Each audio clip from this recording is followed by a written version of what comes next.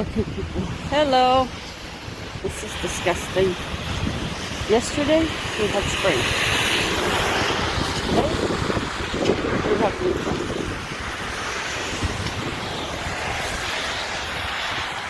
Again.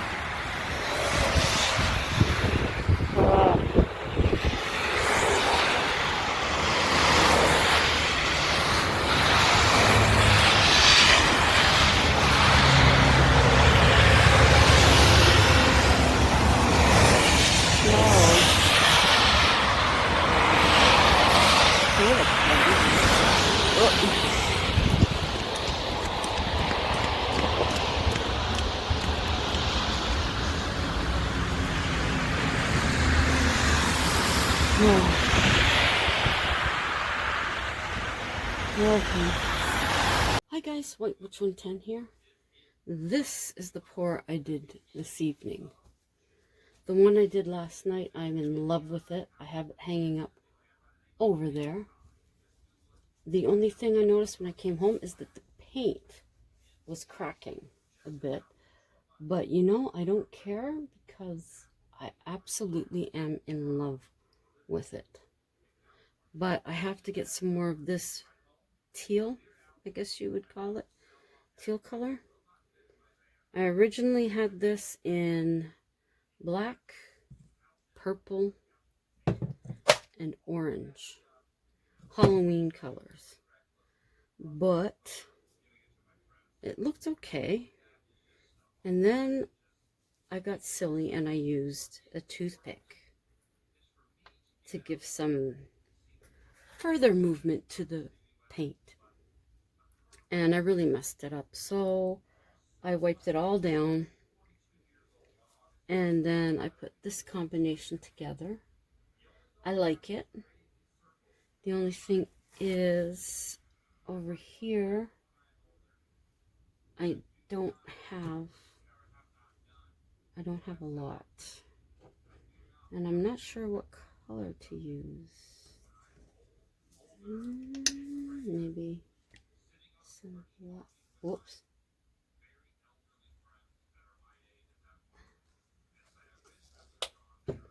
Look at my hands. Ugh. Okay, in we go.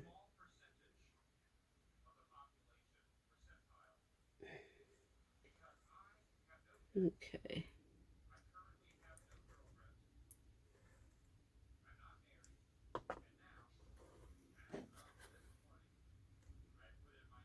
Oh. There.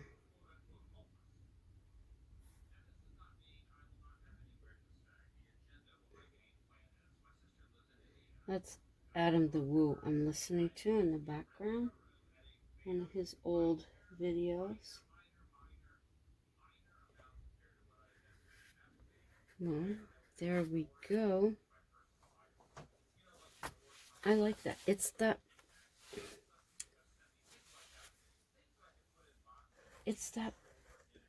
turquoise color. Greeny blue. I love it. But that's cool. But then I look over at my other one and I'm in love with it. So that's tonight's pour. I hope you like it. Kind of cool. Now I have figured out what I'm going to do. I'm going to use one of these mats. Now I'm going to set all this up for tomorrow. And with that Bristol board or craft board stuff. And then I'll use this to put the material on for the picture frame. It's already framed, right? So we'll have to see how that turns out.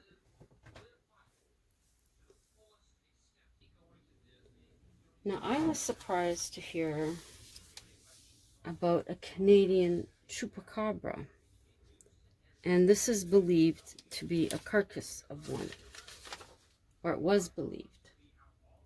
Now everyone has heard of the Chupacabra, but never imagined one would be reported in Canada. A community on Bowen Island in BC were the first to encounter it. Family pets were going missing, which was unusual. Citizens were told to keep their pets and young children inside. John Powers caught the animal on video. It showed no fear coming very close to his house. They believe it is a mixed breed that has part wolf. Sheep were also reported being killed. December 2011, a man in Obtanga Provincial Park took photos and video of the creature. He uploaded the video to YouTube, but later it was removed. He mentioned being woke up at 2 a.m.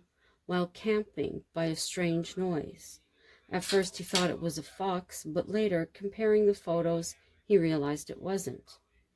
2 nurses on a walk with their dog came upon the body of an animal washed up on the beach. The body had long hair, but the feet and face were bald. It had fangs. An otter, boar, and weasel were ruled out. They took photos and left the body laying there. So this is what they believed to be the Chupacabra. I remember these photos going around. I don't think it is. I believe that it is a beaver. And just some of the fur, for whatever reason, was removed from it or fell off of the poor thing. What do you think? Now this here is another cryptid, and I didn't even know about this one. And I'm from there. Toronto Tunnel Monster. Believe it or not, the city of Toronto has streams buried under its streets. The waterways merge with the sewer system. Some were rerouted. The largest was Garrison Creek, which began north at St. Clair and then moved south via Christie and Bloor Street. Christie and Bloor is my old neighborhood. When I say that is my old neighborhood. At Harvard Street, there is a half-buried bridge, and another bridge is buried under Crawford Street. Anyone from Toronto will know where these are. If not, you'll have to look them up if you're interested. The creek began 12,000 years ago, being the last remnants of a melt from the Wisconsinian Glacier. By the mid-1920s, the creek had been completely covered. The Algonquin people believe in water spirits called Meme Gaiwesi. These creatures assist humans, but will steal from you if not respected. Ojibwe say only children and medicine people can see them, yet others say everyone can. They are described as child size with a large head, a strange voice, and they're hairy. Cree describe a narrow face, and some say no nose. It will carve symbols into rocks. In August of 1978, a gentleman by the name of Ernest just may have met one, searching for one of his lost kittens while his wife stayed home. Entering an opening around their apartment building at Parliament Street, he wandered about 10 feet in. His flashlight rested on a monkey-like being, long and thin with large teeth, weighed possibly 30 pounds and was about 3 feet tall. It was furry and slate gray. When reporters traced him down, he told them it spoke to him. Go away, go away. Then it took off down the dark tunnel. His friends and his wife vouched for him. He wasn't crazy. He wasn't a drunkard. He returned to the tunnel with the newspaper reporters. There they found a half-buried body of a cat. Now, city workers in the sewer will tell you that you never know what you'll find, and they will never go down there alone. Here's a photo that hubby took of this little guy. Ooh. Trying to bear with me. Ooh. Okay. This is a Blackcrowned night heron. He is 58 to 66 centimeters long. And this photo was taken not maybe a block from where we work. The black cap and back underside with red eyeballs. Seen in shallow cattails, bulrush marshes, lake shores, and rivers. This little guy was actually at the rapids, would you call it? Okay, where is it? There. It was just pure luck, let me tell you, that we were there at the right time. They will nest in trees or shrubs. The nest is made of twigs and sticks, and it's lined with finer material. The male gathers the material for the nest, and the female builds it. Both mother and father will sit on 3 to 4 pale green eggs for 21 to 26 days. They feed at dusk on small fish, amphibians, aquatic invertebrates, reptiles, young birds, small mammals, ducklings, young muskrats, and gull chicks.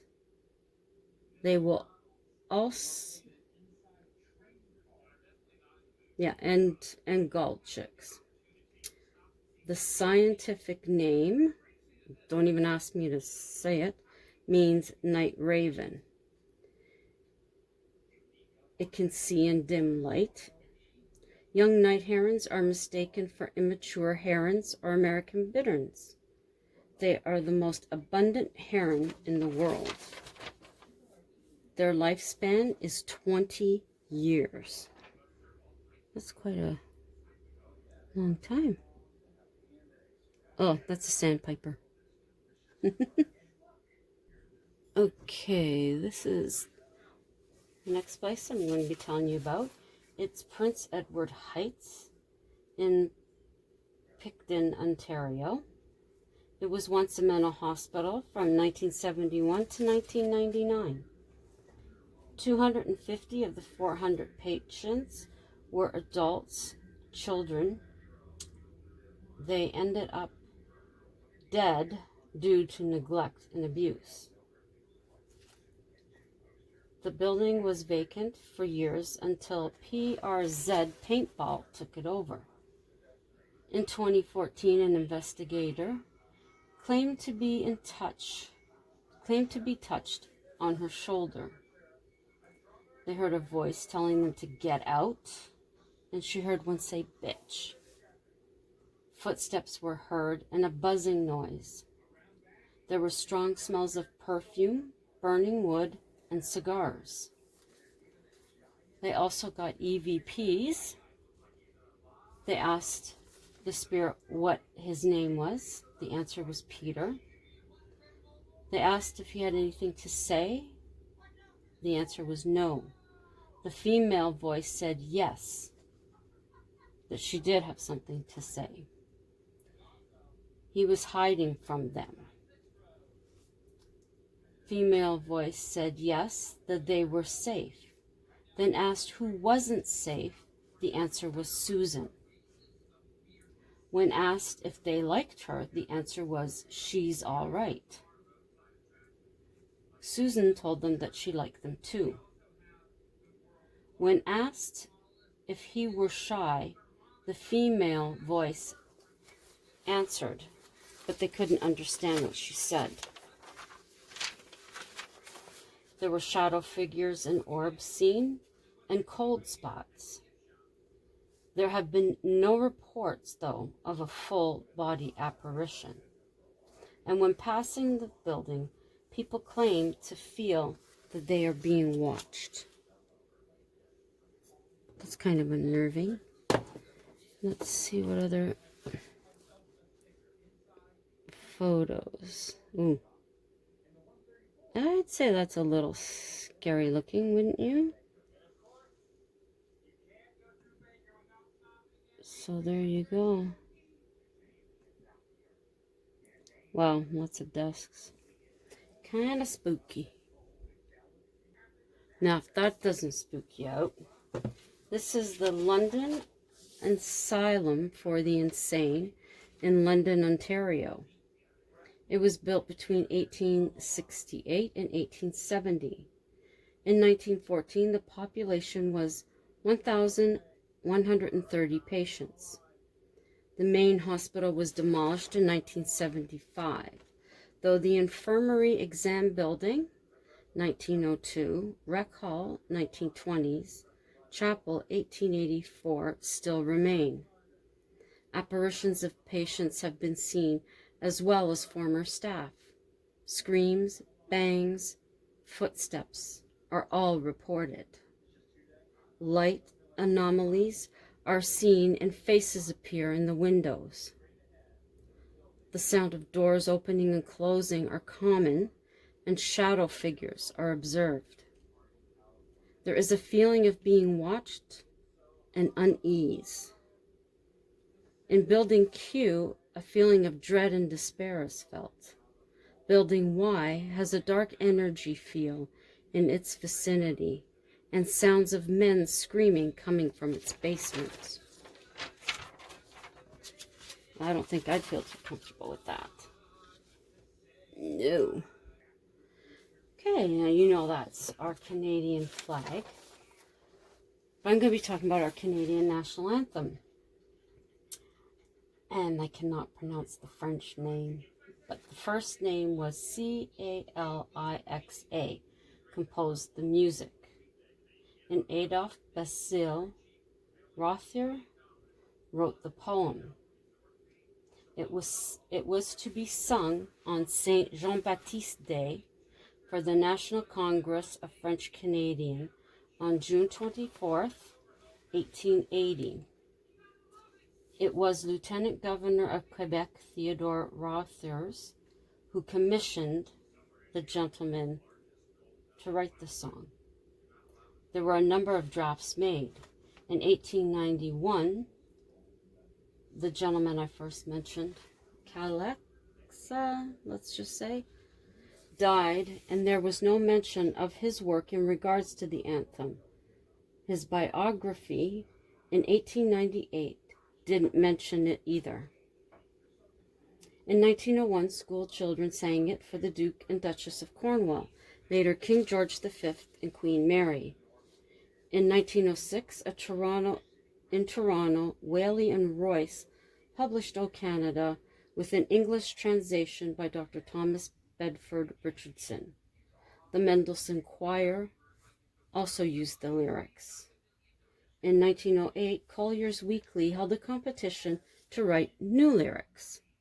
The competition was won by Mercy E. Powell McCulloch.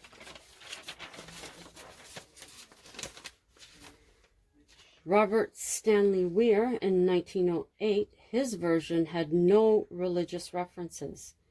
His first wording, "Thou dost in us command," he changed in 1913 to "in all thy sons command." In 1926, a fourth verse was added with religious tone. In 1927, the Diamond Jubilee of Confederation found the verse modified. This was officially published. This version was played in 1939, May 21st, dedication of the National War Memorial here in Ottawa. In 1936, it was sung at the dedication of the Canadian National Vimy Memorial in France. 1901, Dr. Thomas Bedford's version was O Canada, our father's land of old. Thy brow is crowned with leaves of red and gold. Beneath the shade of the holy cross, thy children own thy birth. No stains thy glory annals gloss, since valor shed thy hearth. Almighty God, O thee we call, defend our rights, forfend this nation's thrall. Whoa. 1908, Mercy Powell, McCulloch version, O Canada, in praise of thee we sing.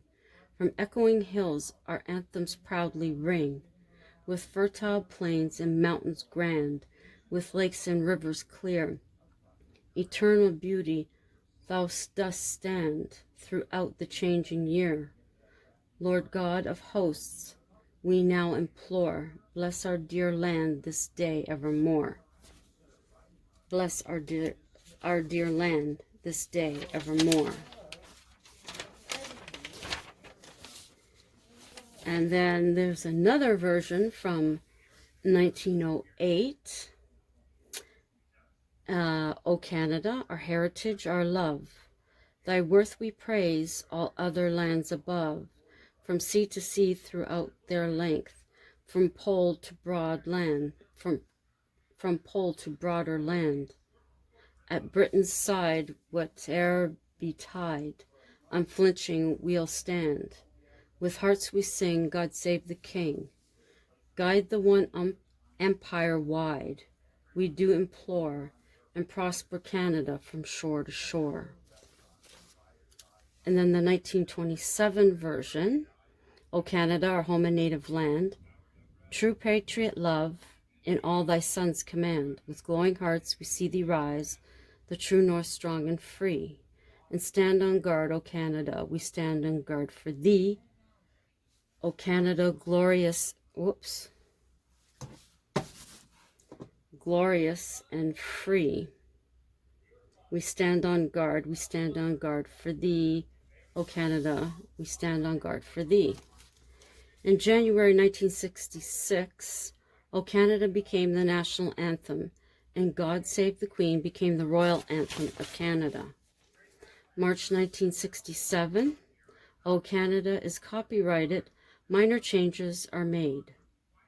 2 of Stand on Guard were changed to From Far and Wide and God Keep Our Land. In 1970, a committee recommended the following, and I believe this is what I remember singing. O Canada, our home and native land, true patriot love, and all thy sons command. With glowing hearts we see thee rise, the true north strong and free. From far and wide, O Canada, we stand on guard for thee. God keep our land, glorious and free. O Canada, we stand on guard for thee. In 2018, the anthem became gender neutral, and all thy sons command was changed to in all of us command, although most people still sing the 1970s version. So, there you go. Our national anthem's gone through some changes. That's for sure. And now to end the evening, we have part of a story. Within the walls of the abandoned house, the voices cry out to be heard. Their breath peels the paper off the plaster. Invisible hands reach out into empty space. They watch every step you take. Each item of theirs you touch, anger grows. The voices follow you from room to room and up the stairs. A sudden cool draft crosses your shoulder. Is that a spirit? That soul lingering in eternity? Mold continues to grow across the walls and along the carpet. Cobwebs are like apartments in the corner of each room. The fridge is now a home for mice, each with their small nest. Birds have taken up residence in the cupboard between plates and bowls. Mother Nature is taking it all back. But it's the voices that call out at night, echoing through the neighborhood, that are most unsettling. During the day, you can only hear them within the house. When dusk comes and the night takes over, it is something different altogether. Crows roost in a forest behind by the thousands. The spirits are moving, bending into the fabric of it all. They wrap around trees, then climb to the top, but this day they are waiting for me. And we're going to leave it right there. I don't have a title for it yet. But anyhow, thank you to all my loyals for joining me again this Friday evening. Love you all muchly. Anybody passing on through, stop for a bit, take a look at some of the other videos, see if there's any you like. If there is, please give them a thumbs up. Leave me a comment. I will get back to you. Share any of them out if you think someone might be interested. And while you're here, consider subscribing and hit that notification bell. Have a great rest of the evening and have a sensational Saturday. And until tomorrow night, ciao for now.